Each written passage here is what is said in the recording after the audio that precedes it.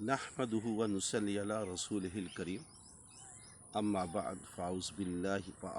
بالله من الشيطان الرجيم بسم الله الرحمن الرحيم عن حكيم بن معاوية القشيري عن أبيه قال قلت يا رسول الله صلى الله عليه وسلم ما حق زوجة أحدنا عليه قال أن تطعمها إذا طعمت۔ حضرت حکیم بن معاویہ رضی اللہ تعالی عنہ اپنے والد ماجد حضرت معاویہ رضی اللہ تعالی عنہ سے روایت کرتے ہیں کہ میں نے نبی صلی اللہ علیہ وآلہ وسلم سے پوچھا کہ کسی شخص کی بیوی کا اس کے شوہر پر کیا حق ہے؟ آپ نے فرمایا اس کا حق یہ ہے کہ جب تو کھائے اسے کھلائے، وَتَكْسُوهَا إِذَا اكْتَسَيْتَ، اور جب تو پہنے تو اسے پہنائے، وَلَا تَضْرِبِ الْوَجْهَ، اور اس کے چہرے پر نہ مارے، وَلَا تَحْجُرْ وَلَا تُكَبِّهْ، اور اس کو بد دعا کے الفاظ نہ کہے، وَلَا تَحْجُرْ إِلَّا فِي الْبَيْتِ، اور اگر اس سے ترک تعلق کرے تو صرف گھر میں کرے۔ محترم ناظرین، میں نے ابو داؤد میں سے ایک حدیث کا انتخاب کیا ہے جس کے راوی حکیم بن معاویہ رضی اللہ تعالیٰ عنہ ہیں۔ وہ اپنے باپ سے روایت کرتے ہیں کہ میرے والد گرامی نے نبی پاک صلی اللہ علیہ وسلم سے پوچھا کہ بیویوں کے حقوق کے بارے میں کہ کسی شخص کی بیوی کا اس کے شوہر پر کیا حق ہے۔ آپ نے پہلا حق بتایا ان تطعمها اذا طعمت، جب تو کھانا کھائے، جب تو کھائے اسے کھلا، یہ تجھ پر یہ پہلا حق ہے۔ اور دیکھیں جی، یہاں سے معلوم ہوتا ہے کہ کھانا کھلانا، نان نفقہ، یہ اللہ رب العزت نے خاوند کی ذمہ داری قرار دیا ہے کہ اب یہ خاوند یہ نہیں کہہ سکتا کہ گھر کی کھانے پینے کی ذمہ داری میری بیوی بیگم پر ہے، ایسا نہیں ہے۔ کھانے پینے کی ذمہ داری اللہ کے رسول صلی اللہ علیہ وآلہ وسلم نے خاوند پر قرار دی ہے کہ جب بھی تو کھائے اسے کھلا، وَتَكْسُوهَا إِذَا اكْتَسَيْتَ،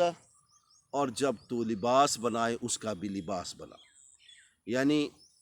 اب کھانے پینے لباس کی ذمہ داری خاوند کی ہے۔ وَلَا تَضْرِبْ بِالْوَجْهِ، اس کے چہرے پہ نہ مار۔ اکثر و بیشتر ہمارے معاشرے میں جب بھی ظلم و ستم کیا جاتا ہے بیویوں پر تو بے دریغ مار کٹائی کی جاتی ہے، اور بالخصوص چہرے پہ بھی مارا جاتا ہے۔ اللہ کے رسول صلی اللہ علیہ وآلہ وسلم نے چہرے پر خاوند کو بیوی کے چہرے پر منع فرما دیا ہے کہ بیوی کے چہرے پر نہیں مارنا، اور اس کو بد دعا کے الفاظ بھی نہیں کہنا۔ وہ تیرا لائف پارٹنر ہے، وہ تیری لائف پارٹنر ہے، ہم سفر ہے، زندگی کا سارا سفر اس کے ساتھ نبھانا ہے۔ اس کو تو نے کھلانا ہے، اسے تو نے لباس لے کر دینا ہے، اس کے چہرے پر نہیں مارنا، اس کو بد دعا نہیں نکالنی۔ وَلَا تَحْجُرْ إِلَّا فِي الْبَيْتِ، اگر اس سے ترک تعلق وقت کی ضرورت ہے تو گھر کی حد تک کرو۔ اب گھر سے باہر ہیں تو لوگوں میں یہ محسوس بھی نہ ہو کہ آپ کا ترک تعلق ہے آپ کی بیگم صاحبہ سے۔ اب یہاں پر دیکھیں محترم ناظرین، اسلام نے انسانیت کو کتنے اعتماد میں لیا ہے کہ وہ اپنے گھریلو رشتوں کو بھی اعتماد میں رکھے۔ بد دعا اس نے نہیں کرنی، چہرے پہ اس نے نہیں مارنا، ترک تعلق اس نے گھر سے باہر نہیں رکھنا، تاکہ تمہارا تعلق جیسا بھی ہو وہ باہر کے دنیا میں مشہور نہ ہو جائے کہ تم نے اپنے گھرداری میں تمہارے تعلقات ایسے ہیں، تمہارے بگڑے ہوئے تعلقات ہیں۔ بسا اوقات لوگ اپنے دوستوں کو گھر کی باتیں بتاتے ہیں،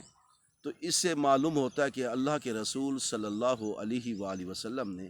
گھریلو باتیں، گھریلو راز و نیاز کی باتیں دوستوں میں، باہر محفل میں، برادری میں، معاشرے میں برسر عام نہیں کرنی چاہیے۔ اللہ کے رسول نے عورت کو ایک احترام دیا ہے، اور اس کے خامند کو بھی یہ لازم قرار دے دیا ہے کہ اس کے ساتھ تو نے بدتمیزی نہیں کرنی۔ اب ایک طریقہ کار وضع کیا ہے کہ جب تو کھائے گا اسے کھلائے گا، جب تو پہنے گا اسے پہنائے گا، اس کے چہرے پہ تو نہیں مارے گا، اس کو تو بد دعا نہیں کرے گا، اور ترک تعلق اگر ضروری ہے، وقت کی ضرورت ہے، تمہارے ترک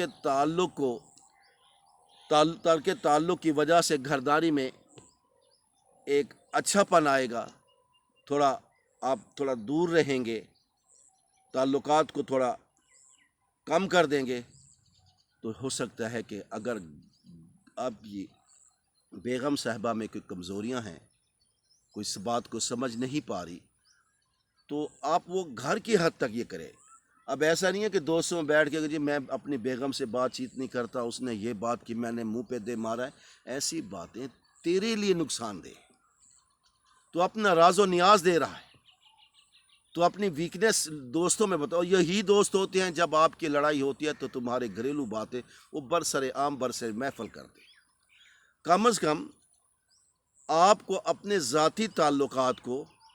جیسے کہ اللہ رب العزت نے کہا ہن لباس لکم وانتم لباس لہن، کہ تمہاری بیویاں تمہارا لباس ہیں اور تم ان کے لباس ہو، یعنی میاں بیوی کا ایک ایسا رشتہ ہے کہ لباس سے تشبیہ دی ہے۔ اتنا اعتماد ہونا چاہیے ایک دوسرے کو، اس اعتماد میں اضافہ ہونا چاہیے، نہ کہ آپ اپنے گھریلو باتیں، جب کبھی آپ کی بیگم صاحبہ برادری میں جائے گی، چلتے چلتے باتیں اس کے کانوں میں پہنچے گی، بتائیں آپ کی ہوئی باتیں جب بیگم صاحبہ آپ کے چہرے پہ کہے گی کہ فلاں دوست کو آپ نے میرے بارے میں یہ باتیں بھی بتا دی تھی، آپ کو اچھا لگا تھا یہ باتیں بتاتے گھر کی باتیں کرتے ہوئے، تو اس وقت کتنی شرمندگی کا سامنا کرنا پڑے گا۔ آپ کی وہ لائف پارٹنر ہے، آپ کا ہم سفر ہے، پوری زندگی کی ساتھی ہے، آپ نے اپنے دکھی اور سکھی دنوں میں اپنے ساتھ رہنا ہے، آپ نے تمام قسم کے جو اوقات ہیں گزر بسر کرنا ہے اس کے ساتھ۔ آپ ایک دوسرے کا جب احترام کریں گے تو یقیناً سی بات ہے کہ اللہ کی طرف سے بھی رحمت کے فرشتے سایہ فگن ہوں گے۔ آپ احترام کر کے آپ اپنی بیگم صاحبہ کا بھی احترام کریں۔ جو بدتمیزی کرتے ہیں تو ریورسلی بدتمیزی ملتی ہے۔ لو بگیٹس لو، الفت سے الفت ملتی ہے، پیار سے پیار ملتا ہے، محبت سے محبت ملتی ہے۔ یہ نہیں ہے کہ آپ اسے بدتمیزی کریں اور آپ کو تمیز ملے یا تعظیم ملے یا تکریم ملے، تو جیسا کرو گے ویسا بھرو گے۔ جب آپ اعتماد کے رشتوں کو بحال اپنے گھر کی بنیاد پر کریں گے تو یقیناً سی بات ہے کہ آپ کے گھر میں خوشگواری آئے گی، آپ کا خوشحال گھرانہ بنے گا، ایک دوسرے پر اعتماد اور اعتبار پیدا ہوگا، ایک دوسرے کے راز و نیاز رکھنے کا ایک حوصلہ اور حلم پیدا ہوگا، اور ایک دوسرے کو آپ بڑے اعتماد سے رازدارانہ طریقے سے بات کر سکیں گے۔ اس طرح گھر چلتے ہیں۔ اب دیکھیں، اکثر و بیشتر میں انسانیت کی جو اسلام نے انسانیت کو ترجیحاً اسلام نے فائدہ پہنچایا ہے۔ اب قبل از اسلام عورت کی کوئی عزت نہیں تھی، یتیم کی کوئی عزت نہیں۔ اب دیکھیں، اسلام کے آنے کے بعد اللہ کے رسول صلی اللہ علیہ وآلہ وسلم نے عورت کو عزت سے نوازا ہے،